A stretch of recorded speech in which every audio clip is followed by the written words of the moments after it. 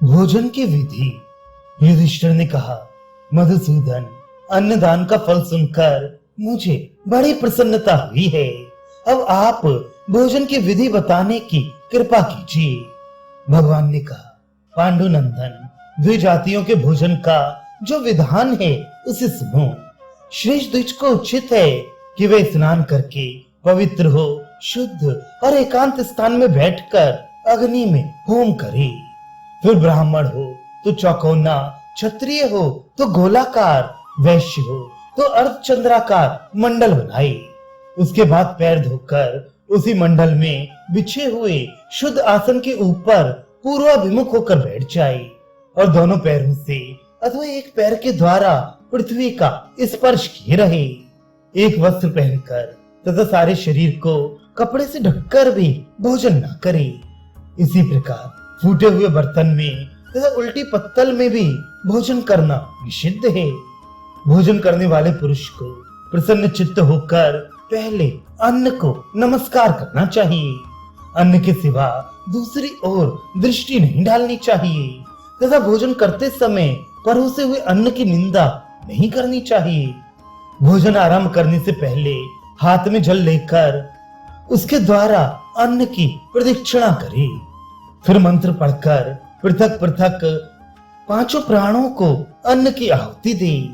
अन्न, आनंद और पांचों प्राणों के तत्व को जानकर जो प्राणाग्निहोत्र करता है उसके द्वारा पंचवायुओं का यजन हो जाता है। प्राणों को आहुति देने के पश्चात अपने मुख में पड़ने लायक एक एक ग्रास अन्न उठाकर भोजन करे। यदि एक ग्रास का अन्न मुख में जाने के बाद बच रहे तो वह अपना झूठा कहलाता है। ग्रास से बचे हुए तथा मुंह से निकले हुए अन्न को अखाद्य समझे और उसे खा लेने पर चांद्रायण व्रत का आचरण करे। जो अपना झूठा खाता है तथा एक बार खाकर छोड़े हुए भोजन को फिर ग्रहण करता है उसको चांद्रायण, कृच्छ अथवा प्राजापत्य व्रत का आचरण करना चाहिए।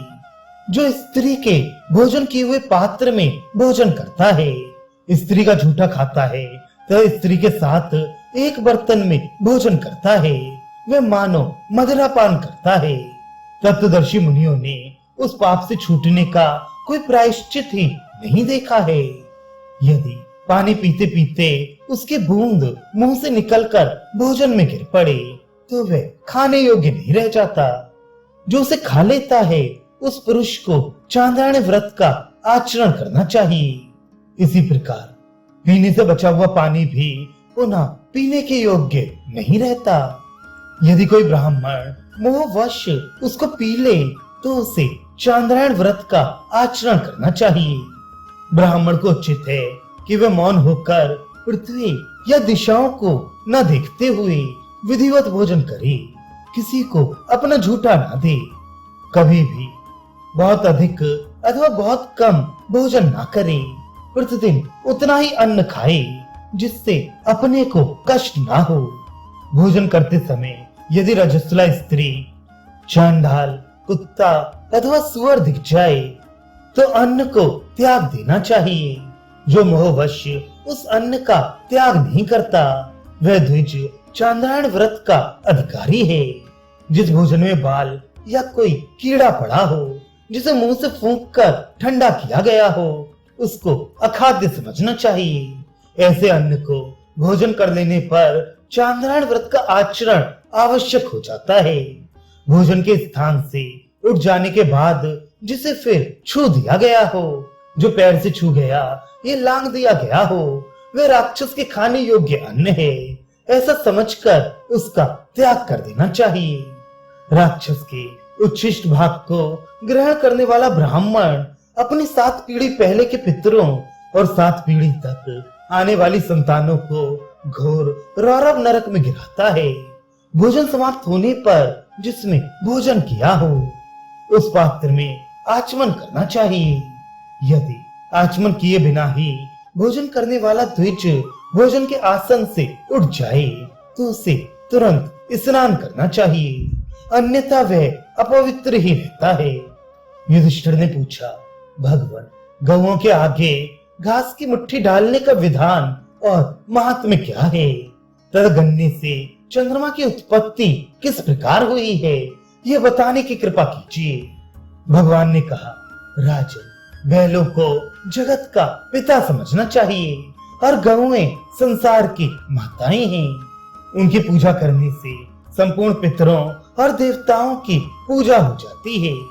जिनके गोबर से लीपने पर सभा भवन, कौंसले, घर और देव मंदिर भी शुद्ध हो जाते हैं। उनसे बढ़कर और कौन प्राणी हो सकता है।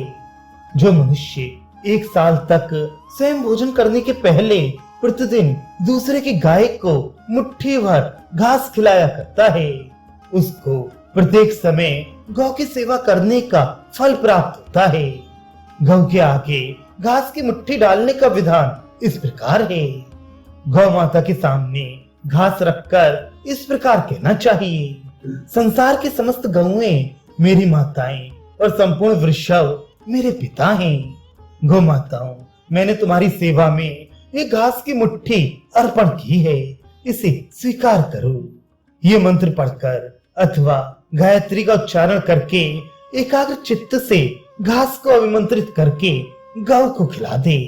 ऐसा करने से जिस पुण्य फल की प्राप्ति होती है, उसे सुनो। उस पुरुष ने जानबूझकर या अनजान में जो पाप किए होते हैं, वह सब नष्ट हो जाते हैं तथा उसको कभी बुरे स्वप्न दिखाई नहीं देते। तिल बड़े पवित्र और पाप नाशक होते हैं। भगवान नारायण ने उसकी उत्पत्ति की है, इसलिए श्राद्ध में तिल की बड़ी प्रशंसा की गई है और तिल का दान अत्यंत उत्तम दान बताया गया है।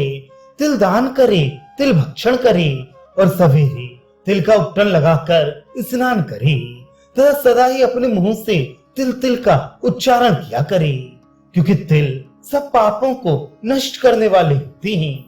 द्विजातियों को तिल खरीद कर ये दान में लेकर बेचना नहीं चाहिए। जो तिलों का भोजन करने, उपटन लगाने और दान देने के अतिरिक्त और किसी काम में उपयोग करता है, वे कीड़ा होकर अपने पितरों के साथ कुत्ते के विष्ठा में डूबता है। ब्राह्मण को स्वयं तिल पेरने की मशीन में तिल डालकर तिल नहीं पेरना चाहिए। जो मोहवश स्वयं ही तिल पेरता है, वह रौरव नरक में पड़ता है। चंद्रमा गन्ने के वंश में उत्पन्न हुआ है और ब्राह्मण चंद्रमा के वंश में उत्पन्न हुए हैं। इसलिए ब्राह्मण को कोलू में गन्ना नहीं पेरना चाहिए।